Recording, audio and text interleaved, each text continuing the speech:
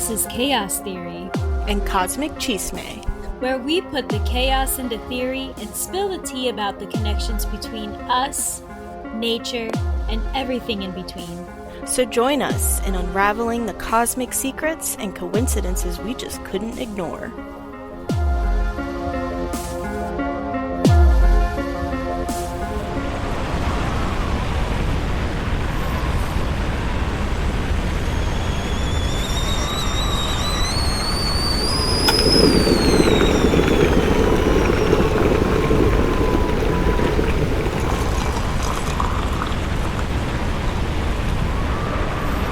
Attention, cosmic chismosos. Seek shelter, as there's a strong gust of chisme coming your way. Welcome to Chaos Theory and Cosmic Chisme. I'm Ashley. And I'm Kayleen. And today I am feeling the wind in my hair because we are going to be talking about that. Wind, the movement of air. How it starts, how we use it, and the way it can control pretty much anything that gets in its way. But before we begin, don't forget to like, subscribe, and follow us on Spotify, Apple Podcasts, and YouTube. Make sure to tap the notification button as well so you're always in the loop of what the next chisme is. So I went to the beautiful Outer Banks a couple weeks ago, which never disappoints. The only thing was that it was a little bit too windy. We went mid-August, I guess. So it wasn't, the prime time of the summer, but it was just a little bit too windy, but it didn't ruin the vacation at all. It's still, it's still great. But even the wind, sometimes it was comforting. It was like just... No, I do. I love that feeling of just like the beach, the ocean air, like hitting your face and breathing it all in. Like, yeah. I don't know. There's something about it. It's just really nice. But then it gets a little much. Like our hair's all because we were trying to get out our snacks and stuff. And of course, it's like, there goes my trash, like in the wind, having to hold things down with our bags, and then somebody's tent flew apart, so yeah. It's like, okay. There's nothing more maddening than trying to like spread out a beach blanket where the wind's just like ripping it all up. Yeah. And we bought a new nice mat and we couldn't use it because it just wouldn't hold down. And we saw that there was a mandatory evacuation order for Cape Hatteras, which was exactly where we were. By the end of our trip, Hurricane Erin was on her way. Yeah, that's crazy. So I noticed she has been jumping from category 4 to 3 to 4, and I think she's 5 now. Okay. I mean, I haven't seen anything about it, like the last couple days. So yeah. But her winds has apparently reached up to 130 miles per hour, which is really fast. Yeah. And I think sometimes it's hard for people to comprehend how fast that is. But if you think of it like a car, like if you're driving a car and you're going 130 miles per hour, that's fast. So that's kind of how I like to think of it. So my family and I, we had gone to the beach during Hurricane Bertha in the early 90s. And I mean, my brother was only like 4 years old and he actually got like blown away. So he like fell and like we have it on video too. It's horrible, but sorry. We can laugh because he's okay. He's okay. So you all were like pull the camera out. Right. Well, we were just maniacs. And so we were already filming the inside of the hotel room. So the doors, like the pressure from the wind was pulling the doors closed. So we were like filming each other like, oh, can you like pull, how strong are you? Can you pull the door against the wind? Like fun stuff like that. I've seen that video. Yeah. Oh, you have? Like of my family's? Yep. Your home video because you all were playing in the wind. Yeah. Yes. No, I've seen that video. How is my family still alive? No idea. Okay, but that's resilience. The resilience. This one, Boricua. So we're outside in this hurricane and everything, and yeah, my little brother just took one little wrong move. The wind got the best of him, and he was rolling down the road. Rolling down the road, and my parents are chasing after him, like, get him, go get him. You got the camera though, Right? Yeah. And this is before iPhone, so it's Yeah. not like you could just whip it out. You Oh, gotta yeah, get we- the whole. We had the whole camcorder. Yep. So, yep, and that's how vacations are with my family. Never a dull moment. So thankfully, we were already on our way home when we saw that evacuation order pop up. So I think the order now, it's like calmed down now and everybody can resume normal activities. But I'm glad that it didn't do as much damage as it could. But again, I haven't updated on that hurricane. We're very lucky that we live somewhere that's a bit more like tucked away. We typically have a little bit of protection like from the mountains and stuff. We do. So we don't really get to the full effect of the hurricanes, but we always hear about how they just tear up the East Coast. And so hoping that it's not too this hasn't been too bad. Yeah, the last I heard about it was like 2 days ago. And do know that at home, which we are 5 to 6 hours away from the Outer Banks, I could still feel that wind. Yeah, It's just crazy that far away, I can feel that wind. definitely. Okay, so we'll start with, how does the wind move? What is it? Well, it's moving air. It is pretty basic. It's moving air, which is made up of gases like nitrogen and oxygen. So it's what you're breathing now. And wind happens because the sun can't heat the earth evenly, and then land heats up faster than water. So every ecosystem heats up differently. So like deserts, forests, they heat up differently than, say, the ocean. Yeah. The sun can only do so much. It just, look, I give the heat. The earth can do what it wants with it. Right. But warm air also weighs less than cool air. So when that warm air moves up, it leaves the layer of low pressure. Then the cool air, which weighs more than warm air, moves down. So the cool air replaces that where that warm air was, and all this movement is what causes wind. Right. So like because in warm air, right, like the air molecules are further apart, so like they're lighter because there's more space Right. in between them. It's the same thing as like when your tires in the winter, or like when the nights have been getting colder, right? So Yes. when your tires start to deflate, or they seem like they deflate, it's because the air molecules are getting closer together with the cold air versus when they're warm they expand, right? Exactly. Okay, so you got expanding and contracting air molecules and air currents, right? Which is Yes. causing this movement. Exactly. Okay, cool.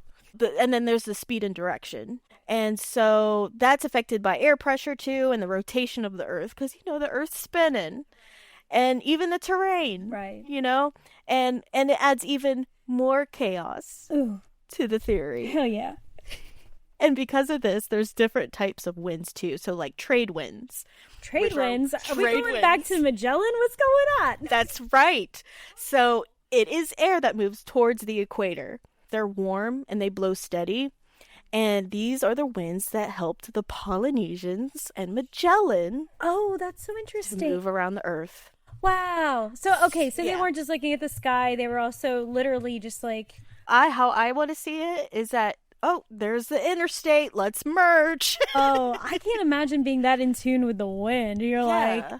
Okay, there's the trade winds. I'm curious how they marked it. Yeah. Like how do they how do you know that's exactly? the wind? That's Exactly. that. I'm not worried about Polynesians. Right, no, they got it because Yeah, they're they like, got it. we've already calculated this star, this star, this star. It's also in congruence with like the birds that are flying, migrating. So there's the trade winds, and then there's also the jet stream. So that's in the troposphere, which is 30,000 feet in the sky, and that's where our planes Okay, are hanging out. And those winds are 200 miles per hour all the time. damn, So that's our interstate in the sky. wow, Pretty cool. that is really cool. Yeah. I stopped by Kitty Hawk, North Carolina during our trip, which is where the Wright brothers famously discovered the power of flight. Mm-hmm. And we stopped by a Super Wings, which is that souvenir shop Yeah. that's down every half mile. Yeah. So we stopped there, and the Wright brothers, who were from Ohio, so they were studying flying in the 1900s. They chose Kitty Hawk because they liked the ocean winds. They were also utilizing the sandy dunes for crashing. And of course, the wide open space they had, you know. Okay, before so they it's like built all those. a soft landing for Yes. the. Okay. Yeah, which is really smart. It's Uh-huh. like, you know, so the sand dunes, so if we crash, it's soft.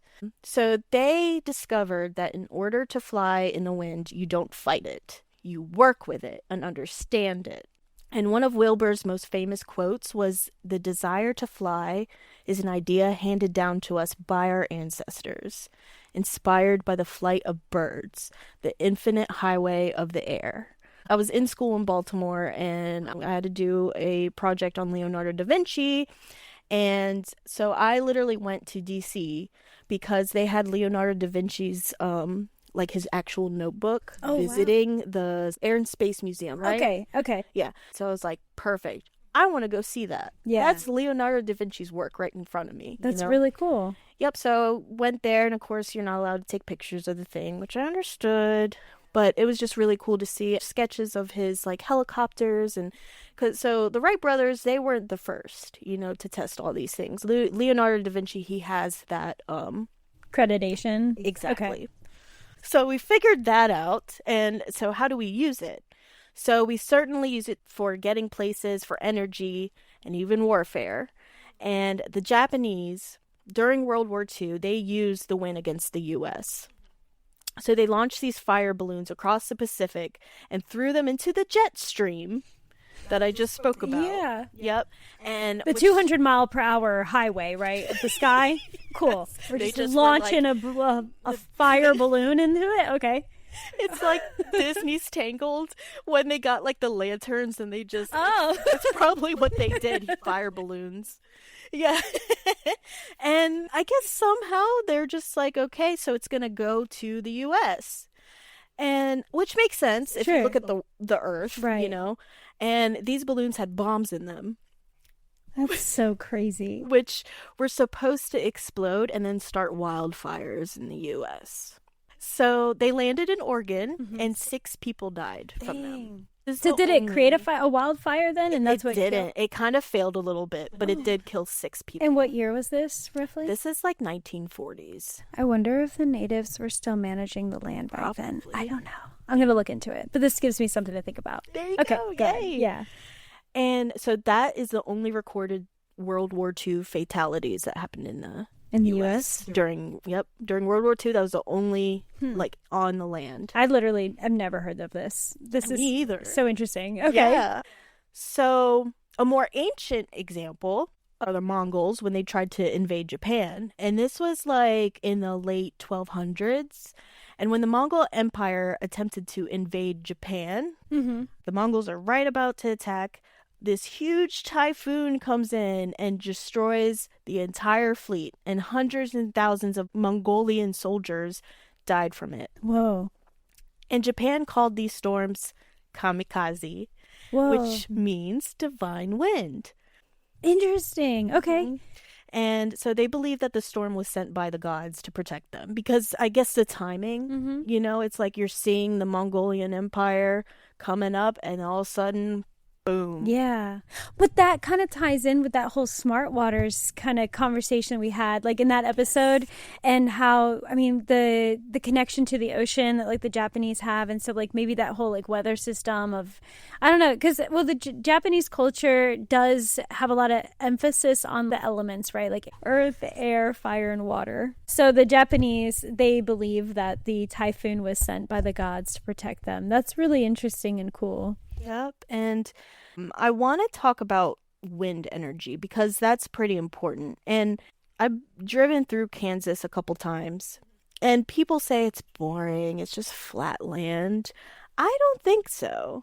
I enjoy it because it has a lot of wind farms. And if you don't know what those are, it's a lot of wind turbines in one area to produce electricity. And I think it's an amazing discovery to use wind for energy. You said you enjoy the landscape of what the wind turbines look like. Yeah, well, I kind of think it's cool that we discovered in general that wind can produce electricity. Yeah. And like, you know. I do think it's interesting, and I do think it's impressive.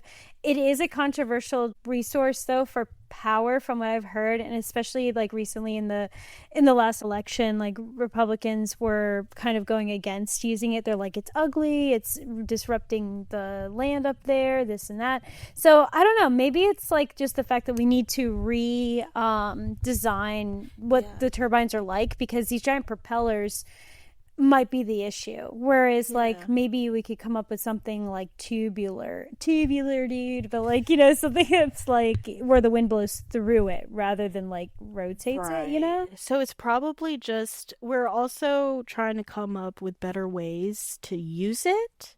I wonder what exact disturbances they have. Like, I guess these are people that living in Kansas that like, stop it. Well, because because the turbines are so big, it's like it vibrates the ground, which is causing like sleep problems with people who like live nearby. See, like, since I don't live there, so I'm coasting through. I'm like, nice wind turbines, and they're just like, great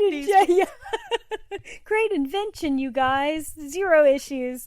And people there are like, I haven't slept in years. I wanted to take a picture next to one.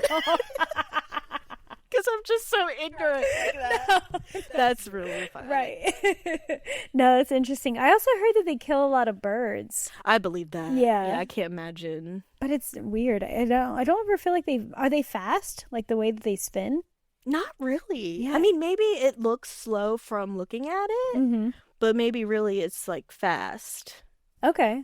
And yeah, so like maybe like closer to it, it like... Yeah. See, that's why I want to go up to it. Like, I want to like look up and see, I want to be nosy about it. Right. Yeah. It's interesting, like, how does this all work? Yeah.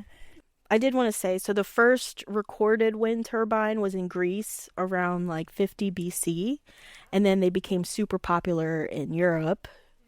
So it's just been forever since we've been using these windmill things. So not only humans use wind, but animals use wind. And there's, of course, birds that use wind to fly, which inspired the creation of human flight. And insects even drift with the wind. So bees and butterflies, which are the pretty obvious ones, and pretty much if they have wings. But one thing that kind of creeps me out, but also really fascinates me, is that baby spiders, they do this thing where it's called ballooning.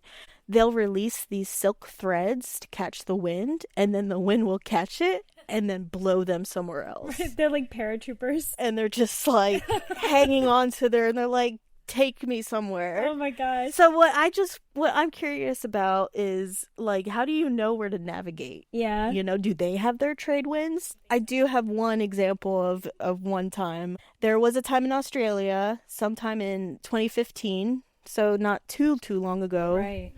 When millions of these silk threads were floating through the air. And so all these baby spiders were just falling from the sky. That's terrifying. I can't. Yes. I would not like that. Like, fascinating, you're doing great, but not like this. Yeah. Please. Yeah. And so apparently it covered homes and fields with silk and spiders, and it looked like snow. Ugh. Yeah. Oh, no. Yeah. No. Is it snowing outside? No, just a bunch of paratrooping baby spiders trying to figure out how to start their lives. I mean, what do you do about that? Umbrella. Vacuum cleaner. Terrible. It's horrible. God, Leaf this blower, is how get war away. Starts.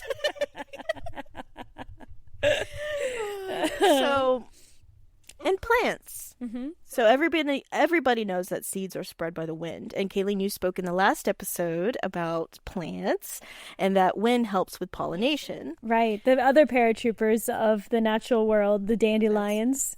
That's right. So we talked about how dandelions use the wind to carry their seeds. Well, I learned through research, and I got this off a Michigan State University article, that when plants feel the wind, it releases a hormone called auxin. Wow. And that hormone signals the plant to start growing cells that will help keep the plant from snapping or breaking in the wind. Really? Isn't that cool? That is cool. So Yeah. maybe that's part of, so to kind of continue a little bit from last episode about plants, that could be some of the information that is shared from plant to plant, especially with the younger ones, right? That's like right. as they're learning how to, deepen their roots, but also how to go up against the wind. Remember, we said like slow growing is strong growing or something like that. I said, I don't remember. Yeah, to grow slow is to grow strong. That's what I was trying to say. Mm-hmm. So it's probably sharing that information among the network. And so it's just really cool that they can feel the wind. And then they're like, okay, start building up, being strong.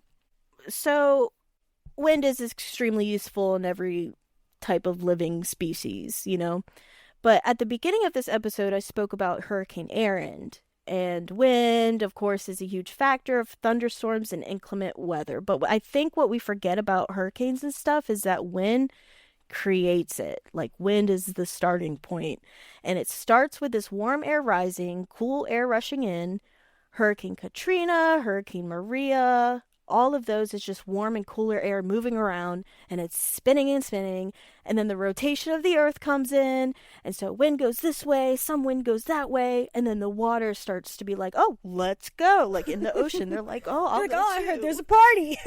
Let me get in there. Yeah, elements party. Yeah, like wind's gonna be there. Okay, I'll be there. So yeah, like it catches some water from all this wind, going crazy.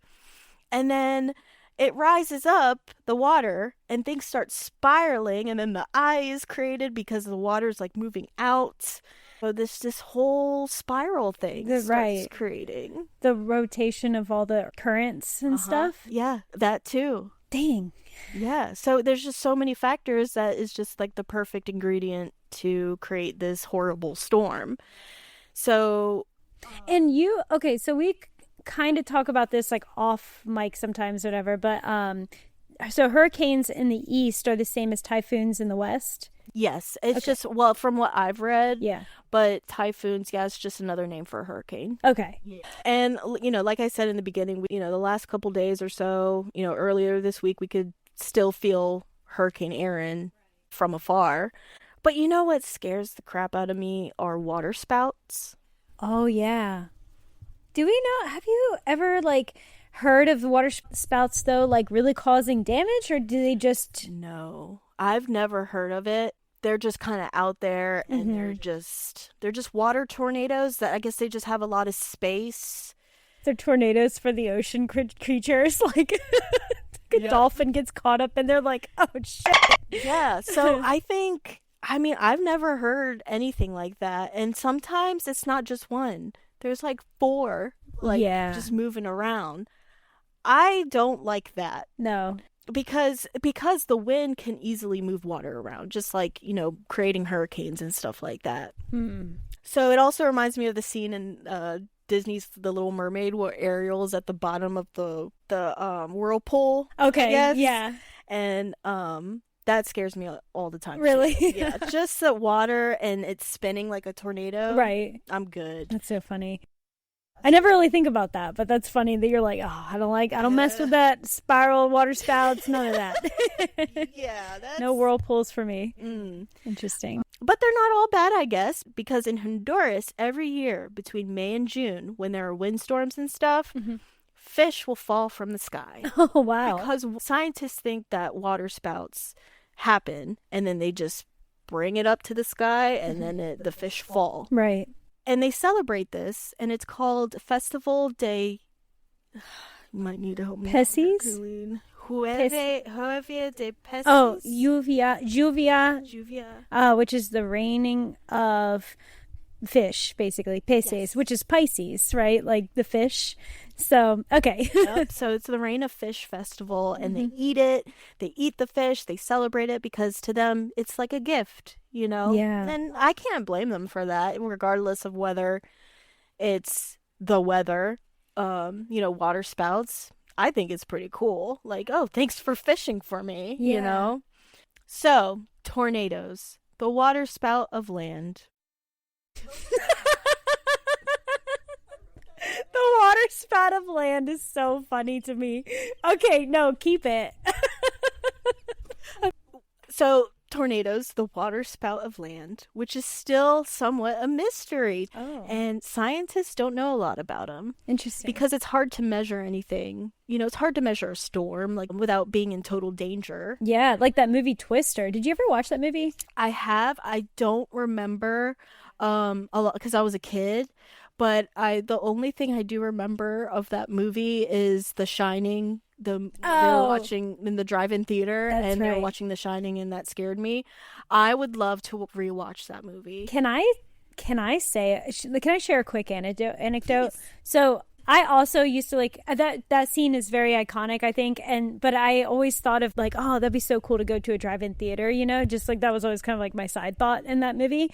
But I actually did go to a drive-in theater in Missouri, and Missouri is like a long tornado alley. So back in 2011, when that hurricane went through Joplin, Missouri, I actually like went to Missouri like right after that. Yeah. And isn't that where the biggest, like the widest tornado? Yes.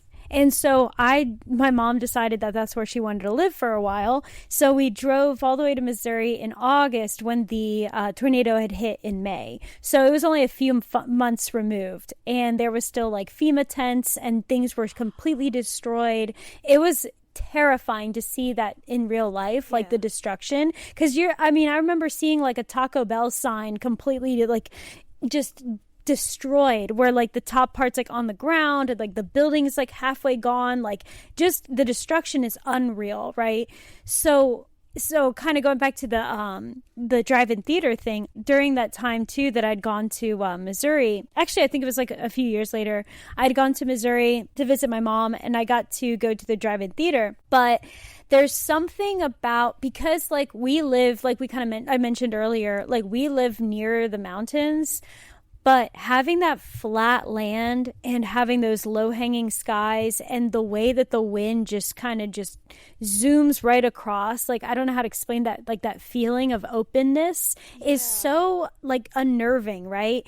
And so we're doing the drive-in theater, and like the clouds are just starting to get a little low, and you just feel so vulnerable because there's nothing to protect you. Like everything is wide open. I didn't even think about it. That's probably why, Kansas is flat. Yeah. So that's the best place for a wind farm. Right. Which then, to kind of wrap up the Twister reference, but they use that machine Dorothy, speaking of. I really like that name. Right. That was so clever. So I just looked up because I did read through this while I was like doing the research. Mm-hmm. But that tornado... Joplin? Yeah. So it's like the widest tornado ever recorded, and of over a mile big. If you see pictures of this, it gives me goosebumps. Yeah. And the winds, they peaked at more than 200 miles per hour. That's that jet stream coming through. That's so and crazy. It's just 6 miles of stuff just destroyed. It's catastrophic. Yes. And I never knew this or realized it or like took note of it, but the US has the most tornadoes in the world. And it's because it's just rare to hear, like a tornado in Singapore, or interesting. Yeah.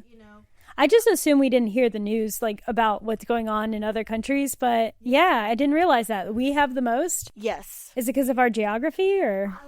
Yeah, so I guess it's just where we are in the world, our terrain maybe. Maybe we just get the crappy end of the stick for these tornadoes. So like Oklahoma, Kansas, Missouri, All tornado alley. Exactly. And dust devils. Okay. So dust devils, they can look harmless from afar, but it can be strong enough to just like throw stuff around and cause some damage. I've seen one before. Really? In my yard. Yeah. It was a long time ago. I was a kid and it freaked me out. I did not like seeing that. And because I was always afraid of tornadoes. Like I was always afraid of tornado warnings. I still kind of am, because I know we're not immune to everything. Right. But where we live, we don't have any tornadoes that much. We get warnings. So we're pretty lucky with that, but it is documented that in Nevada that a dust devil was able to lift a parked car and flip it. Wow. So if you see one, don't underestimate it. But Yeah. yeah, they just seem a little bit like, oh, a little dust, Right, you know? right. And it's just like spinning. You're like, that wind's being a little dramatic right now. The one I saw only lasted a few seconds. So wind can affect earth. It can affect water. What else can it affect? Well, fire. And I'm not going to go so much into it, but wind can carry fire and it causes wildfires. It takes just the gust of wind to take that flame from one spot to another. And because it supplies the oxygen that fire needs to stay lit. And this is something that I personally don't hear often about, but firestorms. It's a fire tornado. It gives off such intense heat that it creates its own wind system and brings in surrounding air. That's so scary. Yep. And so it creates its own storm, and then it becomes almost impossible to control. And it can start wildfires and a whole storm cloud. As somebody whose top 3 zodiac chart has earth, wind, and fire, all I feel is like, am I the tornado storm? The fire tornado storm. Yeah. That's crazy. So where are these firestorms happening? Firestorms, California, they get them. That's not good. Yeah. So wind is wild. It's the moving parts of our earth. It's just the moving parts of a hurricane, a tornado, and it's kind of in control if you think about it. So, Kayleen, what zodiac sign is wind? So for this, just like the last few episodes, I'm going to go ahead and just kind of break down the 3 majors. So like the 3 air signs. Last episode, we talked about the 3 earth signs. Before that, we talked about the 3 water signs. So of course, naturally, let's get into the 3 air signs. So just a recap reminder, we have cardinal, fixed, and mutable. So cardinal signs are the initiators, fixed signs are the stabilizers, and mutable signs are the adapters. So let's get into it. Gemini, Libra, and Aquarius are the 3 air signs. Gemini, to start, is the mutable air sign, so they are the adapters. And they are, again, drawing this information from the Royal Cusp, that astrologer on TikTok. He says that they are the connectors, the communicators. They are the smartphone between 2 people talking. Oh. Yeah. Okay. Yeah.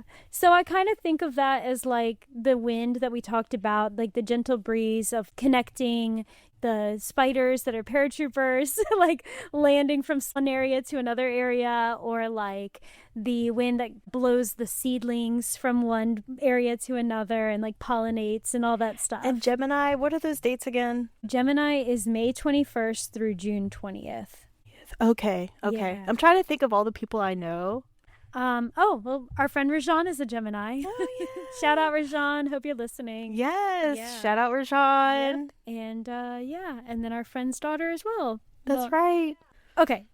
Geminis are the twins. So there's some controversy that they are two-faced, double-sided. I don't know how much I really think about that. Is that I think of Geminis as being two-faced, not because they're fake or they're being two-sided. Kind of like they have 2 personalities, and whatever the situation calls for, they'll pull out the best one. Agreed. Is that kind of? Yeah. Okay. That's exactly right. Especially if we are comparing them to like the smartphone, it's like they have to be able to receive 2 different perspectives. Okay. And then be able to connect the 2 people or the 2 ideas or whatever. So they can, there's like one facing east, one facing west or something, or like one facing north or south, and being able to meet in that middle. So Geminis are also notorious yappers, which is cool. That's good. And that's why I think the restaurant industry draws in the Geminis, because it's like they're the connection between the tables and the kitchen, Yeah, that's true. Yeah. They can need communication. Definitely. Because air signs do represent communication. They are the intellectuals and the mentals of the zodiac. So we're all about communication, and I say we because I am a Libra, and getting into the next sign, Libra, cardinal. So they are the initiators. I initiated this podcast. That's you. That's 100% you. Yep, I love to initiate a lot of things in my life. I've initiated many, many career changes. And as a Virgo, Yeah. I don't. If it weren't for Kayleen, I'd be still in a corner facing the wall. So You're like, just tell me what to do. Which brings me to connections. So Libra is the connections between two people. So like while the Gemini is representative of the smartphone, the thing that does connect the two, Libra represents the actual relationship between those two people and like what is built through that connection, right? okay. The dates for Libra are September 23rd through October 22nd. And they say that even that like Libra pairs with Virgo because all of the information and all the resources that Virgo is distributing, like we talked about in the plant episode, the Libra is the voice of that information. So we get to communicate for Virgo all of the things that they want. Yeah. Which is exactly how this podcast was built, truly. Really? I initiate it. Ashley does insane amounts of research. And then she distributes that information to me, and then I communicate it. So it's working out, I think. It's great flow. It's a great friendship. And it says that Libras are also known as the master of ceremonies because they try to make everybody happy. So they're yeah. I'm looking at Kayleen right now, telling her through my eyes and my face. Yep. Yes, it could not have described her any better. I do love to host and I do like to make everybody happy and I love to be the one at the center of it, but I will be the one to fetch the information and to maintain the relationship essentially. Yep. And I have to mention this, but I am having a wedding in a few weeks and I had to cut Kayleen off with the duties that she was willing to do. I told her you're not allowed to do anything else. It's true. I need to have more boundaries. But yeah, I wanted it to just be as helpful as possible and make sure everybody's having It's a good time. quality. She just needs a Virgo to calm her the down. True. So that's why this friendship works. And then Libras are also so we're represented by the scales. So we are also known to be kind of judgmental, but we're always trying to find the justice in situations. So we'll be balancing out all of it. So like we might be pretty judgmental to someone's face or to behind their back, but it's really like what it really boils down to is that we are just weighing out like what does this seem like, what does this sound like, what does it look like is this person like we will entertain all of the different ideas and perspectives. So if you tell me like Carol's a B word, then I'll be like, maybe Carol is. And then I'll be like, or is she? So I always like trying to just like go. That's good. Yeah, balance it out. But I sometimes entertain a little bit too much. All right. And finally, the last air sign is Aquarius. Okay. And Aquarius is January 20th through February 18th. They're the fixed of the signs. So fixed are the stabilizers. And we are currently in the era of Aquarius. And Aquarius is described as like the network as a whole. And so they can be stubborn, strong, but they draw information from everywhere. So think of like the cell phone towers, like instead of like, so we had the smartphone, we have the two people on either end of the phone, and now we have like the actual cell phone towers. So they'll take all of these relationships and communication that's happening and they are feeding it from one to the other. Oh, wow. Okay. Yeah. So are they the messenger? Kind of. Not really? Or like... Yeah, like they're kind of the overall, recruiter? Yeah, like I would say most Aquarians are like head bosses, like CEOs and things like that. I'm pretty sure it's... I should look that up. There's like a ton. Yeah, I think Oprah is an Aquarius. And I mean, think about the Oprah Winfrey Network. Like... Yeah, Oprah Winfrey, you're right. Yeah. And then Ellen DeGeneres, I think, too. Oh, yep. Mm-hmm. Well, the thing too is that because Aquarians are like the full network, they're kind of disconnected from the emotions of the relationships. So then so while Libra and Gemini are like vibing and they're like, oh, we're making connections happen. We're making these relationships happen. We are like prioritizing communication. Aquarius is like, okay, you all get all the information, you do the work with the relationships and whatnot. I'll take what you get and I will make sure that you all can keep talking and keep connecting to each other. Okay. So kind of going back to the Oprah Winfrey Network, the Ellen DeGeneres show, like they're places where people meet, they tell their story, and then they connect that to the audience, you know? Okay. And the other part of Aquarius is that, so they are represented by the water bearer. So it's like usually represented as like a man or a woman holding a giant vase of water or pitcher of water. And what that water is representing is all of this, all of the information gathered. And then what Aquarius does is it distributes that water evenly among the signs or among everyone, you know? Okay. Okay, Yeah. so they got a pitcher of water with all the information. And is it kind of like they pour a cup to each one? Yeah. And they're all drinking the same drink? Exactly. Cool. Exactly that.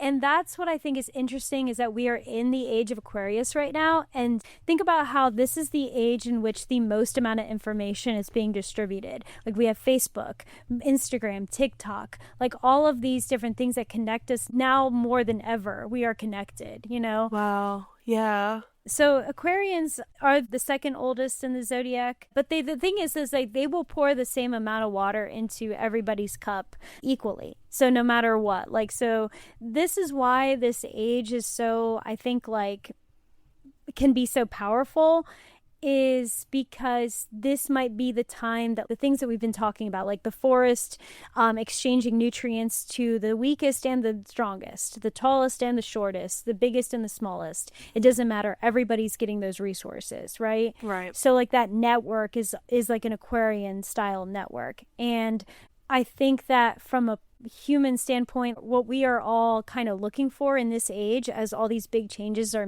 being made, that we will all be able to be treated as equals and all be given the necessary resources to survive, you know? Yeah.